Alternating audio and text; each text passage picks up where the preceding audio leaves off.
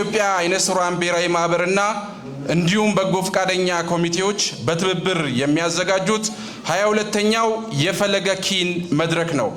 ፈለገ ኪን የጥበብ ቤት ነው። ፈለገ ኪን የጥበብ እልፍኝ ነው። ይህንን እልፍኝ በነፃ እንድትኮመኩሙ ደግሞ የጋበዛችሁ የኢትዮጵያ አይነ ስውራን ብሔራዊ ማህበር ነው። ክብር ይገባዋል።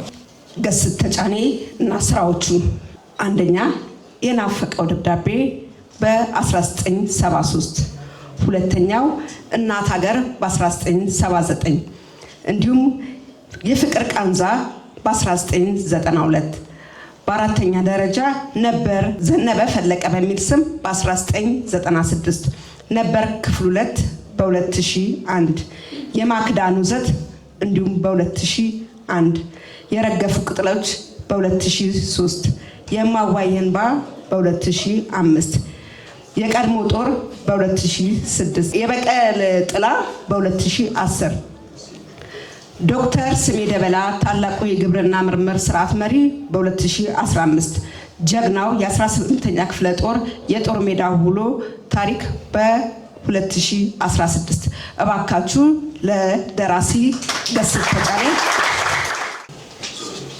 የተከበራችሁ እንግዶች እና የማህበሩ አመራር በእውነቱ በዚህ ልበ ብርሃን ስብስብ ባለበት ቦታ ላይ በመገኘቴ በጣም ደስ ይለኛል፣ ኩራት ተሰምቶኛል። ስለጋበዛችሁኝ ስላከበራችሁኝ እጅግ በጣም አመሰግናለሁ። እኔ በእውነቱ ይሄን ግቢ ካወቅኩት ቆይቷል። በእርግጥ ነው እዚህ በተቋቋመ በኋላ በተለያዩ ምክንያቶች እመጣ ነበረ እና አሁንም እዚሁ በማግኘቴ ደስ ብሎኛል። በእውነቱ ጥሩ እድሜ ነው ያገኘው። ነባር ማህበር ነው፣ መልህቁን የጣለ ማህበር ነው።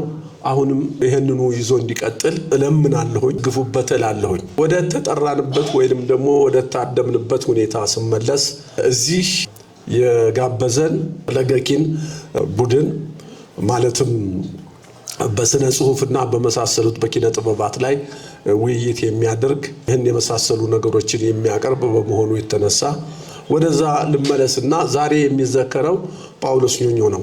በእውነቱ ትልቅ ሰው ነው የመረጣችሁት፣ መዘከር ያለበት ሰው ነው። ጳውሎስን እኔ በአካል አውቀዋለሁ። በአይምሮ በጣም ትልቅ ነው፣ በአስተዋጽኦ በጣም ትልቅ ነው። ለዚህች ሀገር የታሪክ አባት ከሚባሉት ውስጥ አንዱ ነው። ስራዎቹን በሚሰራበት ጊዜ እርግጥ ነው ብዙ ሰዎች እውቅና ለመስጠት የሚጨግጋቸው ነበሩ። ግን እሱ አሸንፎ ወጥቶ ራሱን በከፍተኛ መንበር ላይ ያስቀመጠ ትልቅ ሰው ነው። ጳውሎስ ኞኞን የማውቀው ገና ወጣት ሆኜ ነው። በመጀመሪያ በአካል አላውቀውም ነበረ።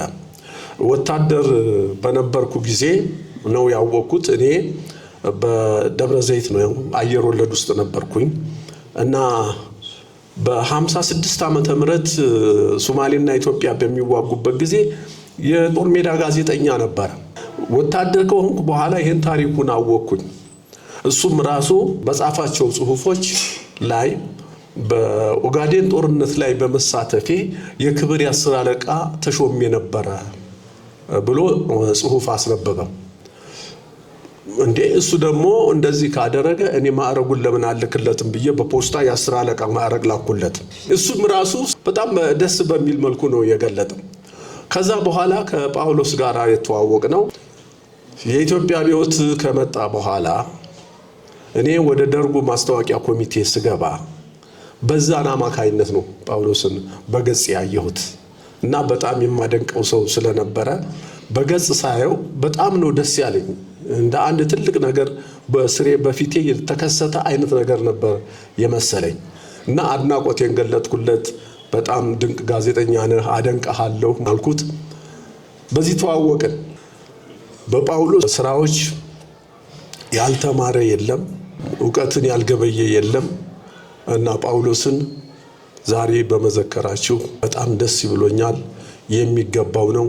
እናንተም ስላደረጋችሁት ነገር በእጅጉ ኩራት ይገባችኋል። በዚሁ ቀጥሉ። አመሰግናለሁ።